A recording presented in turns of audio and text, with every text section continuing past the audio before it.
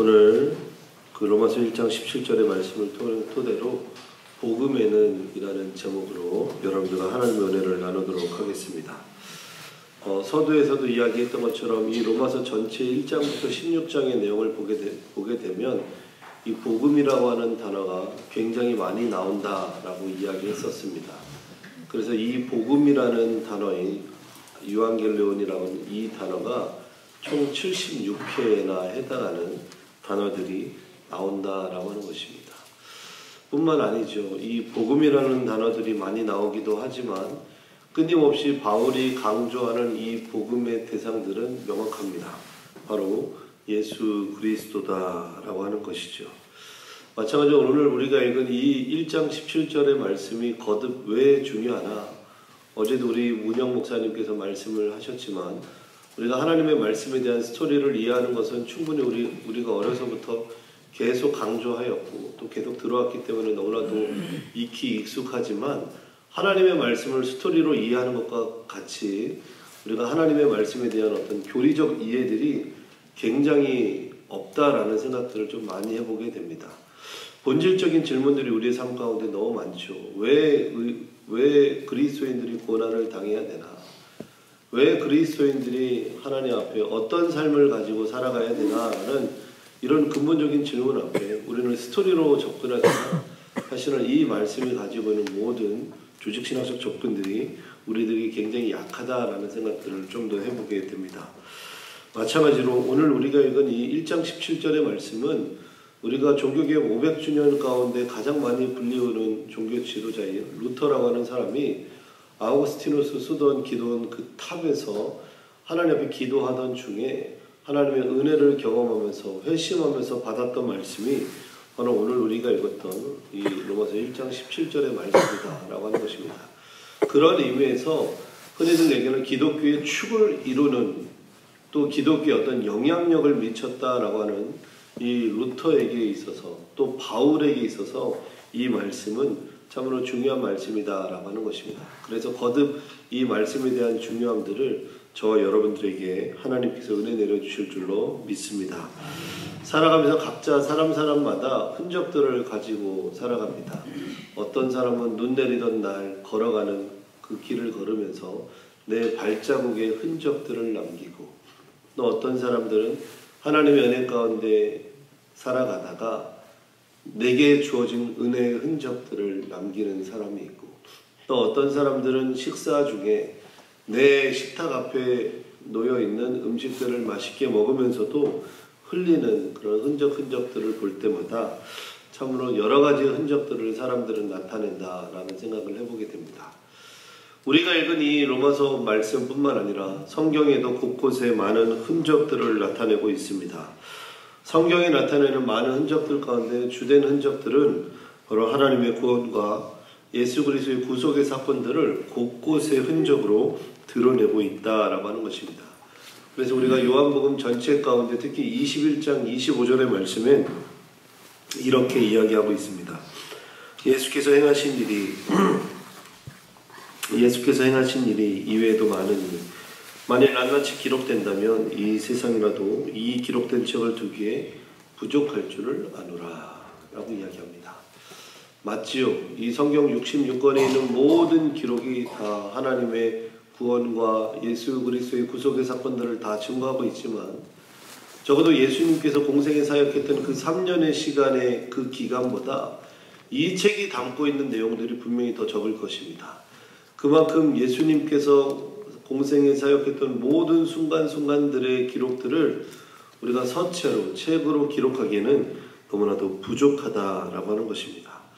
그런 의미에서 오늘 우리가 읽은 이 말씀 가운데 복음에는 이라는 이 단어만으로도 우리에겐 굉장한 울림들이 있지 않겠습니까? 우리 제주영락의 성도들이 되신 많은 분들이 이 자리에 앉아있기까지 여러분들의 믿기 전의 모습들은 어땠습니까?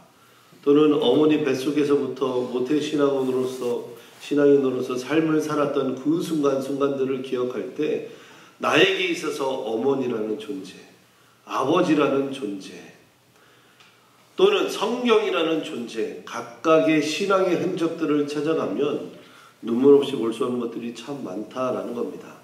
그런 의미에서 이 성경 66권에 나타나 있는 예수님의 흔적들은 우리들에게는 멸망의 길에서 다시금 하나님의 거룩한 천국의 길로 인도하는 말씀이요, 죽을 수밖에 없는 죄인을 건지신 말씀이요, 여전히 이곳에 자리한 죄인들이 하나님 앞에 회개하고 회심하며 돌아가게 하는 유일한 하나님의 능력의 말씀인 줄로 믿습니다. 그런 흔적들을 따라가다가 오늘 1절의 말씀에 제일 먼저 우리의 마음을 부딪히게 하는 단어가 있습니다. 바로 복음에는 이라는 단어입니다. 복음에는. 아까 전에도 서두에 이야기했습니다. 이 로마서에는 복음에는 이라고 하는 이 유앙겔리온이라는 이 헬라어 단어가 약 76회 정도 나온다라고 이야기했습니다. 근데 근본적으로 이 유앙겔리온이라는 이 단어 자체는 이런 뜻을 가지고 있습니다. 기쁜 소식을 전해주는 사람, 기쁜 소식을 전해주는 사람, 메신저죠. 그런 뜻을 가지고 있습니다. 두 번째로는 이 유앙겔론이라고 하는 이 복음에는이라는 단어가 나오게 된 어떤 근원적인 어떤 사건들의 발단들이 있었습니다.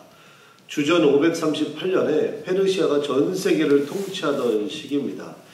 이 BC 538년에 이 페르시아가 굉장히 힘이 막강하고 강력했던 그 시기에 당시에 마게도니아라고 하는 그 유럽이라고 하는 나라를 향해서 끊임없이 이렇게 진출을 하고 있었습니다.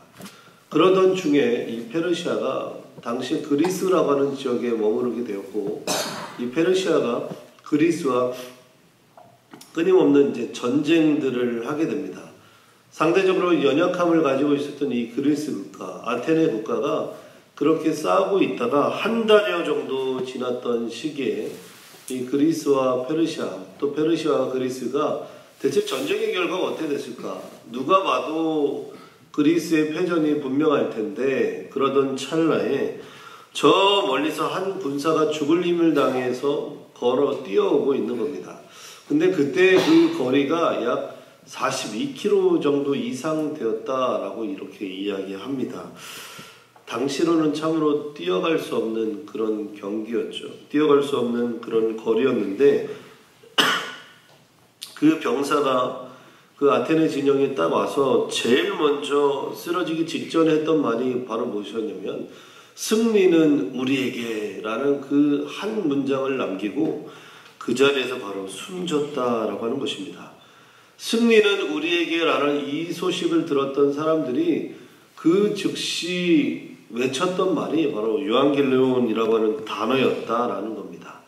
유앙겔리온이라는 단어를 외치기 시작하면서 많은 사람들이 즐거워했고 많은 사람들이 기뻐하더라라는 겁니다. 그래서 그때 당시의 전쟁을 우리는 역사학자들의 말에 의하면 필로포네스 전쟁이다라고 그렇게 이야기합니다.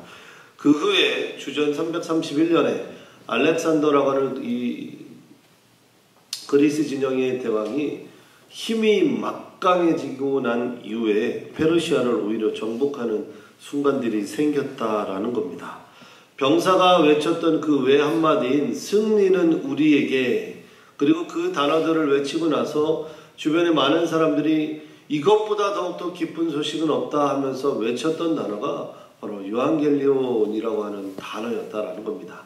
그러니까 우리가 이 1장 17절에 나타나 있는 이 복음에는 이라는 이 단어 가운데 비록 4음절밖에 되지 않지만 이 복음에는 이라는 이 단어 안에 얼마나 많은 감격과 얼마나 많은 은혜와 얼마나 많은 기쁨들이 함축되어 있는지를 우리로 하여금 느끼게 하는 것이다 라고 하는 것입니다.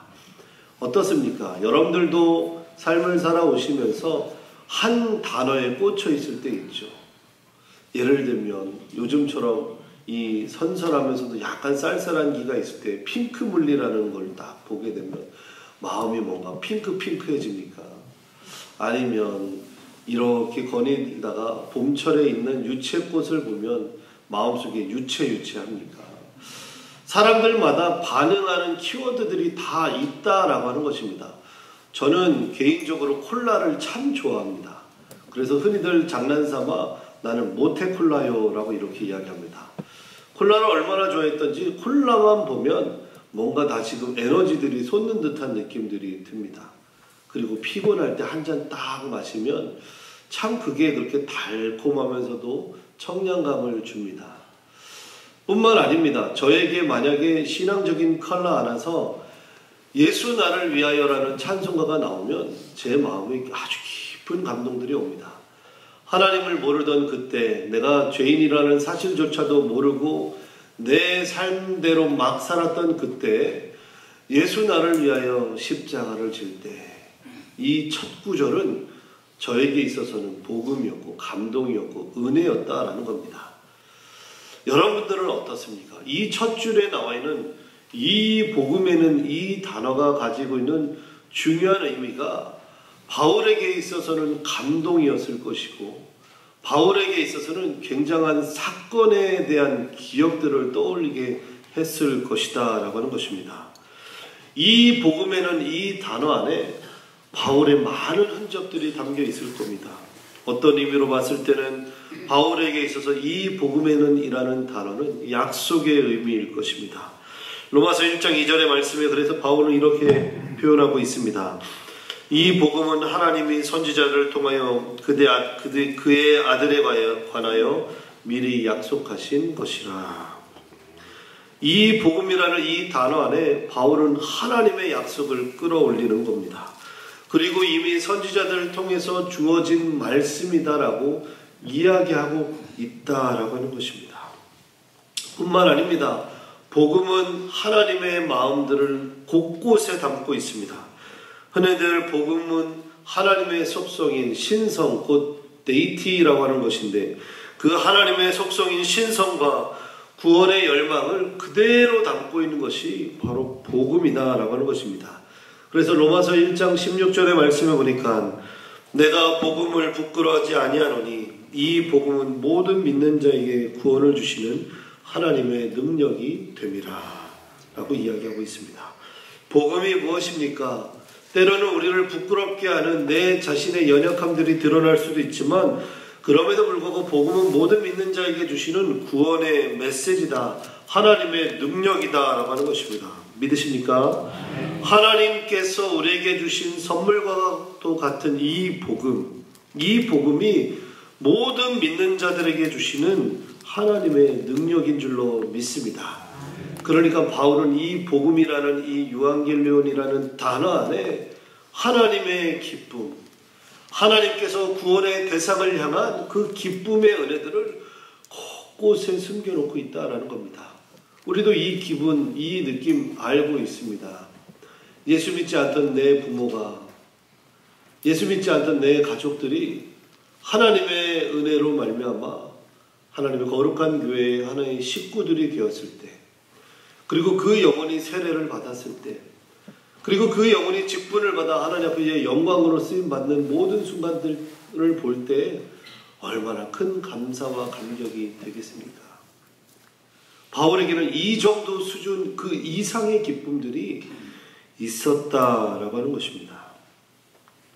근래 들어서 귤이 굉장히 많이 수확되고 있죠. 최근에는 9월 달에 이 귤 200톤이 저 북한의 땅에 가서 많은 사람들에게 아마 따뜻함을 전해주는 사건이 아니었나 생각해 보게 됩니다. 제가 어느 가정에 방문을 하다 보니까 이 귤이 종류가 약 200종류가 된다고 합니다. 그래서 제가 중요하다 싶은 책들을 다 뒤져봤는데 200종류까지는 좀 안 나오는 것 같아요. 그런데 어쨌든 지나가다가 그 서귀포 있는데 남원 쪽 앞을 이렇게 큰 길을 중문을 따라 이렇게 지나가다 보니까 이렇게 큰 귤이 하나씩 있는 겁니다. 그래서 제가 물어봤습니다. 우리 교회 집사님께 집사님 혹시 저 귤이 땡유지입니까? 라고 물어보니까 아닙니다. 그럼 뭡니까? 그랬더니 하귤 이렇게 얘기하는 거예요. 근데 저 같은 사람은 이 귤에 대한 정보력이 전혀 없기 때문에 하귤 그러면 왠지 모르게 여름에 먹는 귤 같은데 또 아닌 거예요. 그러면 그 땡유지는 뭡니까? 그러니까 그렇게 생기긴 했는데 그거보다 더 큰 게 땡유지예요. 그런데 제가 눈 씻고 찾아봐도 그렇게 큰 귤은 제가 태어나서 한 번도 못 봤습니다. 왜 이렇게 큰 귤이냐라고 물어보니까 수박만큼 크다라는 거예요. 수박만큼 큰 귤이면 대체 그 귤을 어떻게 이게 매달릴 수 있을까만 생각이 들 정도로 그랬습니다. 그러던 중에 이 귤에 대해서 좀 알아보니까 이 귤이 시트러스 렐리큐테이트라는 단어들을 사용하고 있습니다. 적어도 이 귤이라고 하는 것이 당시에 시트러스라고 하는 어떤 하나의 섬에서 시작됐던 품종 가운데 하나였던 것 같습니다. 어찌되었던 간에 이 귤이 대한민국 조선에도 귀한 역사들이 있습니다. 제주의 감귤은 특히 이 조선의 왕가의 식솔이나 또는 중앙관리직을 맡고 있었던 사람들만이 먹었던 굉장히 귀한 음식 중에 하나였다고 합니다. 뿐만 아니라 왕에게만 아주 소량이 올라갈 만큼 중요한 것들이 바로 귤이었다라고 합니다. 그런데 이 귤을 공식적으로 먹을 수 있었던 조선의 날이 있었는데 그때가 바로 어느 때냐? 바로 성균관도 학생들하고 이 유학생들이 같이 시험들을 봤을 때 그 시험이 너무 힘들고 괴롭고 준비하는 과정이 힘드니까 시험이 마치고 나면 그 성균관 학생들하고 유학생들에게 수고했다라는 의미로 그 귤을 하나씩 줬다라고 합니다. 그래서 그 시험을 일컬어서 황감제라라고 이야기합니다. 그때만 귤을 먹을 수 있었다라는 거죠. 그때만 귤을 조선의 일부의 사람들이 먹을 수 있었다라고 하여서 황감제다라고 하는 것입니다. 지금처럼 귤이 막 나오고 있을 이때에는 저와 같은 소비자들에겐 귤은 그냥 귤입니다. 그냥 맛있게 먹을 수 있는 귤인 거죠. 그리고 누구는 언제든지 쉽게 먹을 수 있는 귤입니다. 내가 가지고 있는 돈 있으면 언제든지 사 먹을 수 있습니다. 그런데 이 귤을 농작하는 농부들에게 있어서는 조금 다른 의미일 겁니다. 이 귤이 가지고 있는 가치, 이 귤을 위해서 피땀 흘렸던 그 땀방울의 시간들, 그리고 이 귤이 커가는 모든 과정들을 봤던 농부에게는 이 귤은 그냥 손쉽게 먹을 수 있는 귤은 분명히 아닐 겁니다. 아마 출항되는 그 시간에도 조금은 아쉬울지도 모르겠습니다. 저희 구역 안에 저쪽 도련 위쪽에 가게 되면 이 소를 키우는 한 성도님이 계십니다. 소를 제법 많이 키우십니다. 근데 그 성도님한테 물어보니까 자기가 절대로 하지 않는 것 몇 가지가 있는데, 첫째는 자기네 집에서 소를 잡지 않고, 두 번째는 자기가 키워서 잡은 소를 자기는 절대 먹지 않는다 그래요. 왜 먹지 않습니까? 라고 여쭤보니까 누구에게 대접을 하기 위해서는 선물로는 주지만 도저히 못하겠다라는 거예요. 그 소가 태어난 망아지 때부터 성장하는 모든 순간까지 사료를 주고 볕단을 주면서 그 커가는 모습을 모두 다 봤기 때문에 자기는 그렇게 못하겠다라는 거예요. 그래서 고기가 먹고 싶으면 식당에 가서 그냥 돈 주고 사 먹는다라고 이야기합니다. 얼마나 마음이 절절했을까요? 그죠? 얼마나 마음이 애절했을까요? 내가 내 손으로 저렇게 할 수 없는 그 비탄한 아비의 마음들이 느껴지는 것 같습니다. 비유적으로 적절치 못할지도 모르겠지만 성부 하나님께서 성자 예수 그리스도를 이 땅에 보내실 때의 마음이 적어도 그 정도의 마음이었을 것 같습니다. 보내고 싶지 않지만 온 인류를 구원하기 위해서 기쁜 소식이 되어야만 하는 예수 그리스도, 저와 같이 죽을 수밖에 없는 죄인들을 위해서 하나님 앞에 모든 속죄 제사의 중심이 되었던 예수 그리스도. 그래서 성경에는 하나님의 눈물과 예수 그리스도의 순종함들이 곳곳에 묻어나 있는 말씀이다라는 것입니다. 갈라디아서 4장 6절의 말씀에 보니까 너희가 아들임으로 하나님이 그 아들의 영을 우리 마음 가운데 보내사 아빠 아버지라 부르게 하셨느니라. 하나님이 그 아들의 영을 우리의 마음 가운데 보내셔서 아빠 아버지라 부를 수 있는 영광을 우리에게 허락하신 겁니다. 자신의 독생자 예수 그리스도를 아낌없이 내어주신 그 하나님의 마음이 오늘 우리가 읽은 이 성경 곳곳에 녹아져 내린 줄로 믿습니다. 여러분들에게 있어서 복음은 무엇입니까? 여러분들에게 있어서 기쁜 소식은 무엇입니까? 오늘 그것들을 물어보고 되물어보고 복음 앞에 납작 엎드려졌던 바울의 인생처럼 여러분들의 삶 속에 하나님의 거룩한 은혜의 간증들이 넘쳐나는 오늘 한날이 되기를 간절히 축복합니다. 기도하겠습니다. 이 시간 함께 기도하겠습니다. 함께 기도할 때 오늘은 대학 수학 능력 시험이 있는 중요한 날입니다. 우리 귀한 수험생들, 또한 재수생들, 또한 수능 시험을 준비하는 모두에게, 또한 오늘 그들을 위해서 간절한 마음을 담은 가족들에게 하나님 동행하여 주시고 하나님의 소망 가운데 최선을 다하여 시험을 치르는 우리 귀한 60만의 수험생이 될 수 있도록 함께 기도하여 주십시오. 또한 함께 기도하실 때 하나님, 제가 복음 앞에 항상 믿음의 간증함을 가지고 살아가는 인생, 내가 항상 주님의 기쁜 소식들을 마음에 두고 살아가는 인생이 되어줄 수 있도록, 다른 것 없어도 하나님의 말씀과 은혜와 예수님 외에는 아무것도 내게 허락되지 않음을 믿음으로 고백하는 우리 모든 인생들이 되어줄 수 있도록, 또한 이 시간 세계와 열방에 흩어져 하나님의 복음을 증거하시는 선교사님들과 400개 교회, 우리 도내 교회들이 복음 앞에 신실한, 그리고 삶을 살아내기 위해서 무던히 노력하는 인생이 되어줄 수 있도록, 복음 때문에 정직하고 성결하며 하나님 앞에 신실한 사람이 될 수 있도록, 오늘도 우리가 알게 모르게 한 주간 알게 모르게 지은 모든 죄를 용서하시는 그 하나님의 사랑 앞에 나갈 수 있도록, 또한 이 시간 육체의 질고로 인하여 고생하시는 많은 환우들이 예수님의 이름으로 말미암아 나음을 입을 수 있도록, 또한 여러분들이 가지고 나온 기도 제목을 놓고 함께 기도하겠습니다. 하나님, 오늘도 우리 주님께서 귀한 은혜를 더하여 주시니 감사드립니다.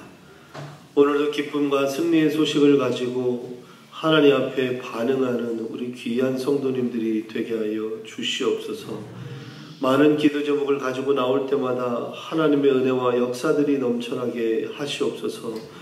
오늘도 하나님 수학 능력 시험을 준비하는 많은 이들 가운데 주의 은혜를 베풀어 주시고 소망과 감사와 능력들이 나타나게 하여 주시옵소서. 때를 따라 도우시는 하나님께서 오늘도 낮의 해처럼 밤의 달처럼 지켜주시기를 소원하오며 우리 주 예수 그리스도 이름으로 기도하옵나이다. 이제는 우리 주 예수 그리스도의 크신 은혜와 하나님 아버지의 놀라운 사랑과 성령 하나님의 내주교통 역사하심의 은혜가 오늘도 하나님의 뜻을 구하며 은혜를 구하는 믿음의 귀한 권속들 위해 이제로부터 영원토록 함께 하시길 간절히 축원하옵나이다.